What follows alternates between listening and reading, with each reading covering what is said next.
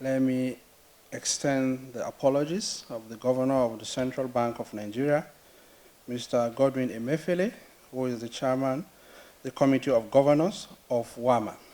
The governor and his representative were at the airport this morning to fly to Gambia, and they need to get a flying permit across the air for Niger, Côte d'Ivoire, Senegal, and Banjul, 4 countries for a 3-hour flight. Senegal, Niger gave the permit, but Côte d'Ivoire did not give the permit. So the flight could not leave Nigeria. This is just one of the reasons why African leaders are determined to fast-track the integration of Africa, and also the reason for this 46th ordinary meeting of the governors of the central banks of ECOWAS. They are amplifying efforts to mitigate the challenges of macroeconomic stability and to meet the deadline for the introduction of a single currency for Africa, and one surest ways to do it is through African integration. Policymakers in the member states have much work to do to strengthen their macroeconomic toolkit to better calibrate fiscal and monetary policies to respond to the challenges. The governors' meeting is part of the activities of the technical committee meeting of the African Monetary Zone, hosted by the Ministry of Finance and the Central Bank of the Gambia. Given the peculiar nature of our country, which has 2 generations of citizens who see opportunity in chaos, maintaining state stability also continues to be a non-traditional objective of the central bank. We are keenly aware, however, of the fact that state stability can only be accomplished within a stable macroeconomic framework.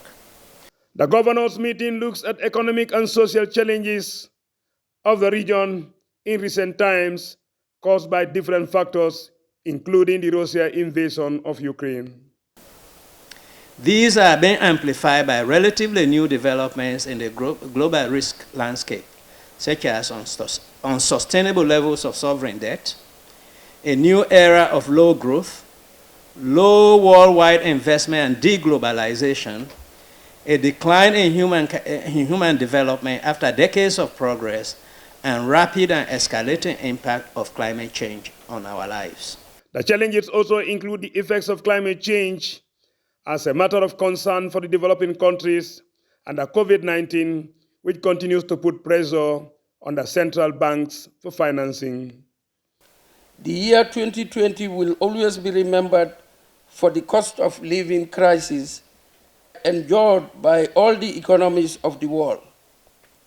In our zone, inflation have proved very difficult to manage, while our currencies have become unstable during the period. The stock of national sovereign debt reached challenging proportions, and the risk of debt distress remains a concern. These external and internal shocks need fixing, hence this meeting.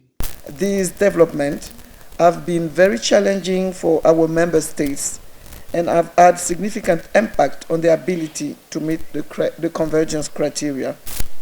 Though macroeconomic ailments are sometimes caused outside of central banks, the banks should have the technical expertise to deal with the challenges, and YFM is the regional institution to deal with that.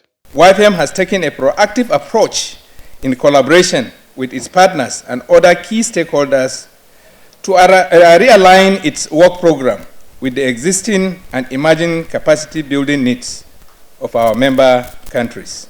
The work in progress in this meeting of the governors of the Central Bank of ECOWAS is expected to contribute immensely in saving Africa from the economic and social challenges of the century in the long term, to be partially accomplished by the use of a single currency for Africa.